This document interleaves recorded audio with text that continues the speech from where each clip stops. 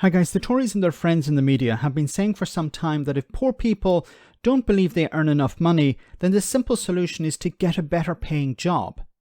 This doesn't seem to apply to them though, and when asked about second jobs, some can get quite defensive.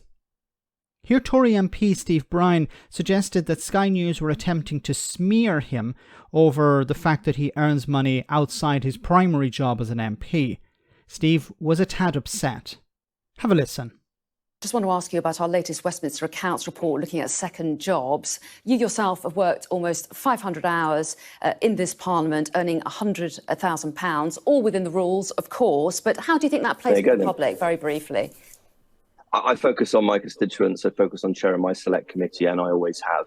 And I think you should be very careful about smearing MPs and making out that MPs are not focusing on their jobs. 99.9% of MPs I've met in Westminster are focused on doing their job and doing the right thing. Be very careful before you run our profession into the ground. I bet you are. Okay.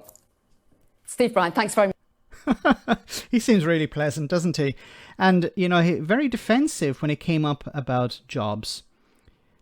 Are you attempting to smear me and smear MPs because they have second jobs?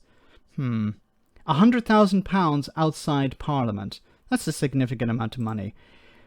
So this is an article from The Guardian from 2 months ago. It says, Steve Brine breached rules when lobbying ministers in pandemic. Watchdog finds a leading Conservative MP and former health minister did not properly declare his second job for a health recruitment firm when lobbying Matt Hancock and Michael Gove during the pandemic, the Standards Watchdog has found. Steve Brine, the chair of the Commons Health Committee, was found to have breached the rules twice by failing to... maybe it was a mistake the first time, but the second time? To declare in his approaches to cabinet ministers in early 2021 that he was a paid strategic advisor to Remedium Partners, a recruitment firm offering doctors for free to the NHS.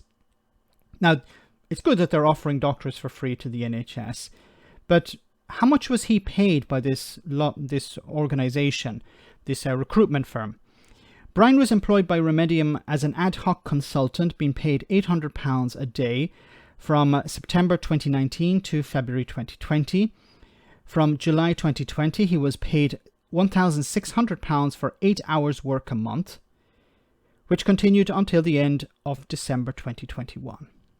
So, the fact that the journalist brought this up, he considers it a smear. Or he's suggesting it's a smear. How is it a smear when it's the reality? How is it a smear when it's the facts? You were paid by a company. You're saying that your focus is entirely on Westminster, on representing your constituents and working as the chair of the committee.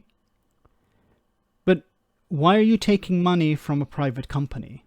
Like, if you don't earn enough money as an MP, then go and do something else. That's the advice that Tory MPs and government ministers generally have for people at the bottom end of the economic scale. They're saying, if you don't earn enough money on universal credit, well, get a proper job. If you don't earn enough money packing shells or as a carer, go and get a proper job. Not my words, their words. But when it comes to an MP and you're on, £86,000 a year, if that's not enough, well, then you can also earn some money on the side. In some cases, it's writing horrible articles for the Daily Telegraph, the Express, or the Daily Mail, or it's working for a private company in healthcare. Isn't there a little bit of a conflict of interest? I don't know. Maybe this is a question we should ask Steve Brine. Is there a conflict of interest where you are a health minister, you're the head of a health committee, and you're also working for a healthcare provider, or someone in healthcare? Isn't there a conflict of interest? Maybe there isn't. Maybe I'm barking up the wrong tree here. But the fact that he got so defensive about a second job speaks volumes, doesn't it? But how many MPs are on the take in other with companies on the side? How many MPs are saying that they are overworked but have multiple jobs in the private sector? If not jobs, they're just taking money. Let me know in the comment section, guys, what you think. As always, your comments are greatly appreciated. Thanks a lot.